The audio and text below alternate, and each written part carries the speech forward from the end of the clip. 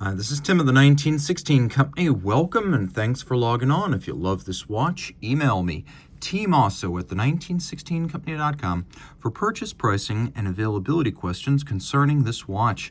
Today, one of the most intriguing versions of a watch that is a modern-day Patek Philippe bestseller. This is the Patek Philippe 5960/0G-001. You may be wondering, why not just call it the 5960G? Well, there was a 5960G. It was a 2013 model year, 100-piece white gold edition for the Russian domestic market.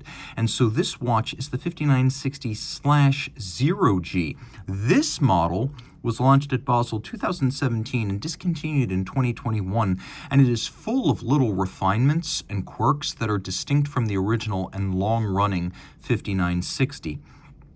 The watch in white gold, really gray gold, more on that in a moment, is 40.5 millimeters in diameter, 13.9 millimeters thick, from lug tip to lug tip, 49.1 millimeters, with a broad 21 millimeter spacing between the lugs. On my wrist, which is 16 centimeters in circumference, it wears quite nicely. Comfortable, not too big, though broad from lug to lug, there's no denying that. With a generously sloped case band, it's not a thin watch, but it will slip under dress cuffs, and you can see down the barrel, this watch is suitable for a wrist my size or larger, so 16 centimeters circumference and up. The lugs are not over the edge of my wrist. Over the top exaggerates the width of the watch, and it's still a stiff, brand new strap, so I'm pulling it tight. Taking a look in profile, that's your cuff shot. What I always found interesting about this watch is that the weirdness starts almost immediately. So look in profile. You have these tasti-tondi style round buttons or turbine buttons. So 1463 fans, yeah, there you go. That's not a feature of a conventional 5960. Tasti tondi, and then we get into this unique contrasting stitched brown and calf strap with white stitches that feature a cross-hatching like the Calatrava Pilots and the counterweighted Clevis-style buckle that is ordinarily exclusive to the Calatrava Pilot-style watches. So between the aviator strap, brown calfskin with a contrasting stitch, and the aviator-style buckle, this watch has a foot in two different worlds, that of the Pilot's watches and that of the dress complications. You've also got your vintage references with these round buttons featuring the turbine profile, and that's before we get to the case, which, as I mentioned, is gray gold. Gray gold is an 18-karat white gold alloy that is white all the way through and does not need to be rhodium plated. So if you scratch it, it's the same color underneath. Pusher adjusters for the annual calendar display. And you can see that the bezel is stepped in somewhat and concave to visually thin out the watch. Taking a look at the dial, you can see we've got a little bit of a box and then a camber to the sapphire. And the dial itself is quite different from the original 5960. You could see that it is a matte blue and that it's a combination of silver metallic elements, white gold applique, and then that matte blue base, and it's got an intriguing tricolor of blue, white, and red. Now we've got an American-style calendar with the day, date, month up at the top. It's an annual calendar. Patek created the first ever annual calendar for a wristwatch in 1996, and it's been a signature since then. So you only need to make one correction per year annually during the jump from February to March. We have frames around the day, date, and month, which is an upscale look as they are both polished and media blasted. We have a power reserve indicator. It's 55 hours automatic winding. The bullseye makes a return here, where we have superimposed chronograph minutes and hours on the same register, and then below them a day-night indicator so you know when not to use the pusher adjusters to set the annual calendar. It remains a flyback chronograph so you can reset and restart without first stopping.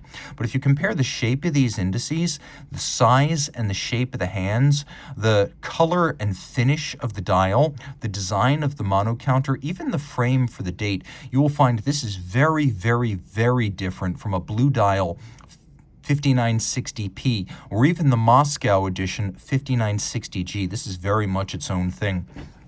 And like I said, there is more lume on this version of the watch, and no shortage at that.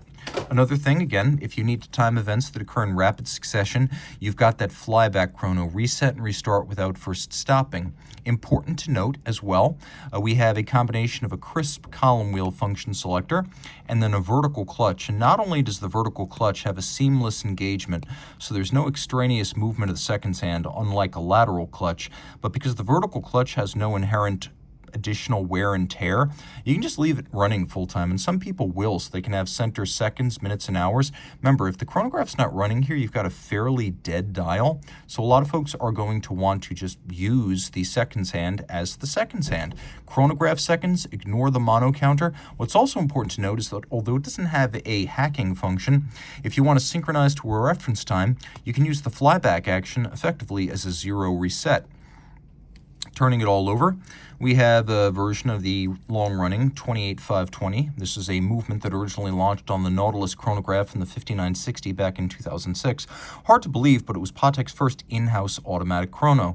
So unidirectional winding, we have ceramic bearings, those two features in tandem, making for more efficient winding than steel bearings, and bidirectional winding.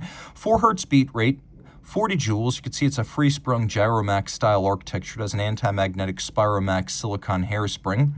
You could see we have a sort of unconventional column wheel that's almost a sort of hybrid of a column wheel and a cam. It's almost like a flattened column wheel that's been flattened, and then the columns, instead of being vertically crenellated, have been lateralized. As you could see, we are adjusted in 6 positions, one more than the chronometer standard of 5. So between 6 position adjustment and the Gyromax style balance, the silicon Spiromax hairspring, the Patek Philippe seal, all these in combination led to Patek declaring that the accuracy of this watch is no worse than -3 + 2 seconds per 24 hours. Despite the unconventional column wheel, the action is quite crisp and you really feel it. So 30 meters water resistant, rain, splashing while washing your hands, but you don't necessarily want to take it swimming. And the movement is nicely decorated. It's a combination of manual and mechanical finish, as modern Patek calibers tend to be, but unlike, say, JLC, Glasuta Original, Audemars Piguet, or even FP Journe, Patek does a better job of allowing the hand-finished elements to show to advantage. So it looks quite handsome, and you do feel like you're getting a Patek Philippe level of decoration in this watch. This is also a fairly unconventional and rarely seen version of this model. So I would advise that if you want something unusual and more than a bit collectible, it's also one of the most roundly useful Patek watches, being everyday friendly, automatic winding, fully loomed, with an annual calendar, a power reserve, and a flyback chrono. It's a combination that's hard to beat.